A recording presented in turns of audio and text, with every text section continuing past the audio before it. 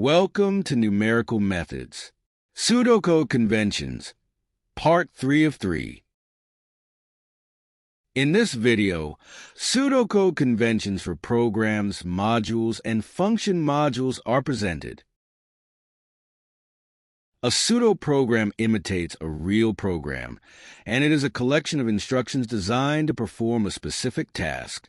A pseudo-program is given a name, and it has the following form.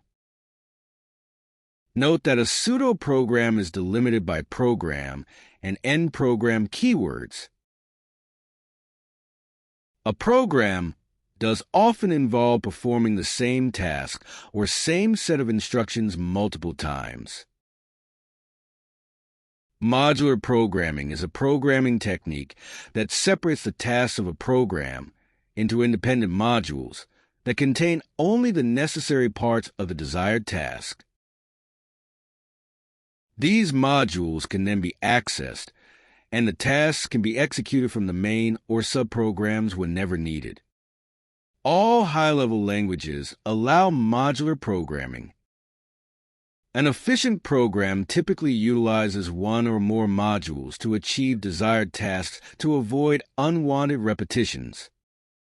Such a modular programming approach also makes it easier to conceptualize and write an entire program.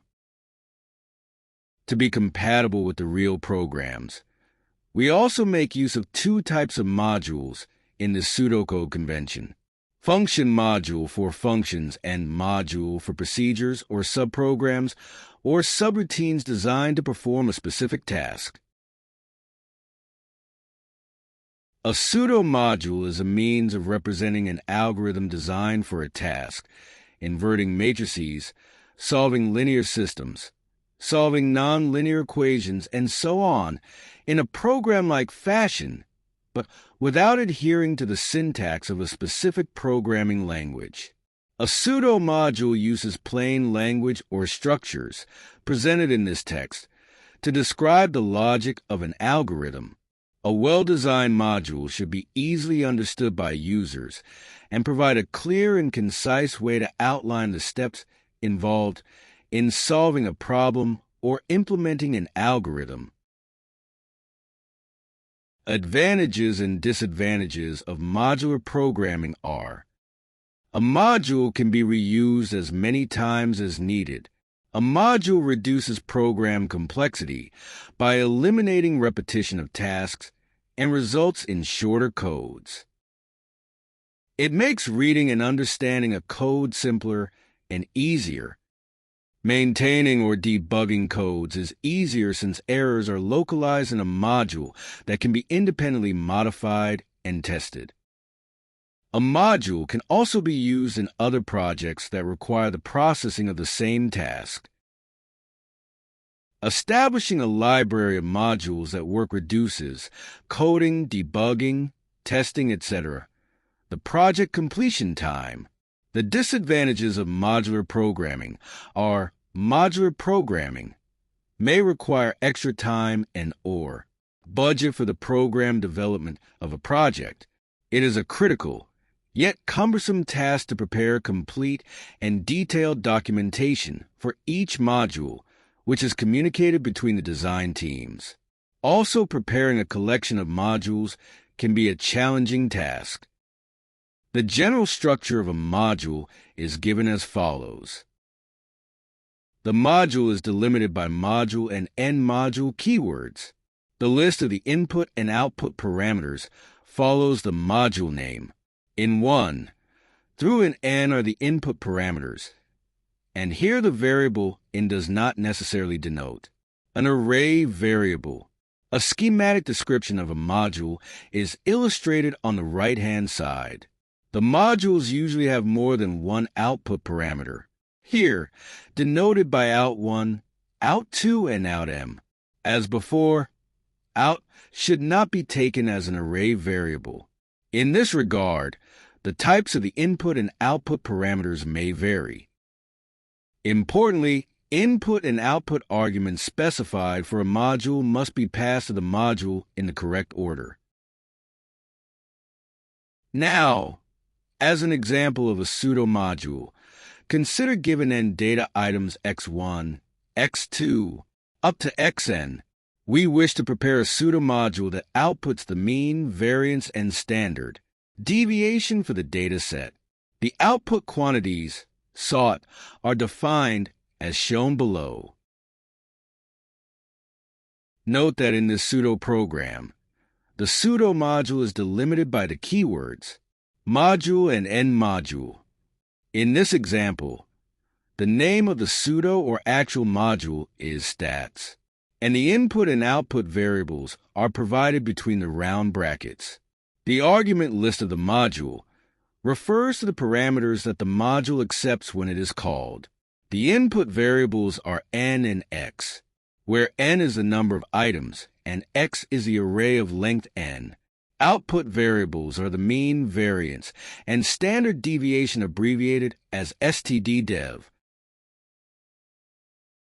A module, just as a pseudo program, can contain a header block with a brief description of the code, preferably the description of input and output arguments. The header block serves as a useful part of the documentation, providing context for users, new developers, or team members who need to understand how the algorithm works. Any library or user-defined modules or function modules, also referred to as dependencies, used in the program should be specified following the user statement. Understanding dependencies among modules can prevent issues related to version compatibility. The intended algorithm is coded between the declarations and the end module statement. You may insert comments to the lines where explanation is deemed necessary. These comments will be useful when converting the code to an actual program, or when the module is modified in the future. Most programming languages allow the use of line-by-line annotations, which enhances clarity and helps with debugging. The general structure of a function module is given as follows. As you see, the function module is delimited with function module and end function module. The keyword function module must be followed by a clear and descriptive function name that indicates what the function does. The coding containing the algorithm logic to perform the desired task is placed in the statements block. A schematic of a typical function module is given below on the right-hand side. Input parameters contain the values of the arguments that are passed into the function to be processed. The output, which is a return value, is assigned to the function name. In other words, the return value of the function is set to the function name. A header that describes a function's purpose, parameters, the return value, and any exceptions is an essential element of a good programming practice. A function returns a single value to the caller, which can be of any data type, for instance, real, integer, string, boolean, etc. Most programming languages require declaring the type of the function. A program, module, or function module is rarely independent of other functions or modules. Thus, a function frequently requires other built-in or user-defined functions or modules referred to as program dependencies, which should be specified in the header beneath as uses. Note the following objectives to write an effective, efficient, and maintainable function. A pseudo or real function should be well documented to allow modifications in the future. It should be modular. That is, it should be reusable in different parts of the program. It should be efficient in terms of memory and CPU time. It should implement proper error handling to manage unexpected inputs or other issues. It should perform only one specific task. Following pseudocode uses a function module func, having the arguments x, y, and z.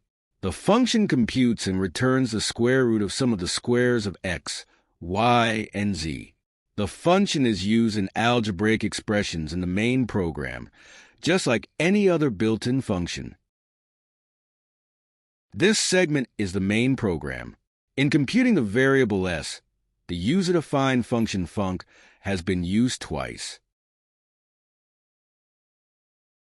A function calling itself directly or indirectly is explicitly delimited by recursive function module and end recursive function module statements.